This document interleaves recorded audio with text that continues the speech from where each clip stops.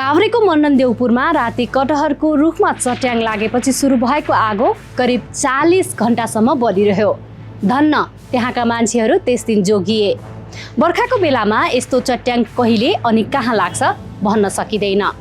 त्यसो भए चट्याङबाट बस्ने कसरी? आज म तपाईलाई केही विज्ञ जान्ने सुन्ने व्यक्तिको अनुभव अनि उपाय प्रस्तुत गर्दैछु। ध्यान दिएर हेर्नुहोस्, सुन्नुहोस् अनि गुन्नुहोस् है।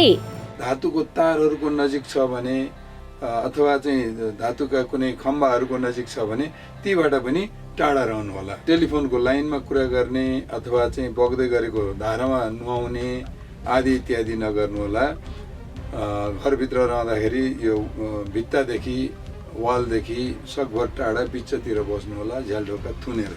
घरभित्र चाहिँ विद्युतीय उपकरणहरू, विद्युतीय सामग्रीहरूलाई चाहिँ चट्याङबाट हुने ओभर भोल्टेजको कारणबाट जुन क्षति छ, आगलागी हुन सक्ने सम्भावना छ, ती उपकरणहरू जाने सम्भावना छ। त्यसको लागि विद्युतीय प्लगबाट चाहिँ छुटाएर गडाङगुडुङको बेलामा छुटाएर राख्नु होला। चट्याङ परेको बेलामा एउटा त बाहिर ननिस्किनु भन्ने त्यो नै छ हैन।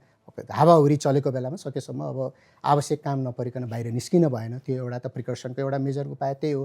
अनि दोस्रो चाहिँ अलिकति हाई टावर हुने ठाउँ, पोल, रुख, ओसिलो ठाउँमा चाहिँ बस्न भएन। सकेसम्म बस्यो भने पनि अलिकति खुल्ला ठाउँमा बस्नुपर्ने चाहिँ अवस्था छ हैन। घर बाहिर छौँ, केही काम गर्दैछौँ अथवा चाहिँ स्कुलमा केही एक्टिभिटिजहरू हुँदैछ, हामी घरबाट स्कुल अथवा स्कुलबाट घर जाँदैछौँ अथवा चाहिँ हामी खेतबारीमा काम गर्दैछौँ भने पहिलो कुरा भनेको चाहिँ हामी घरभित्र जाने।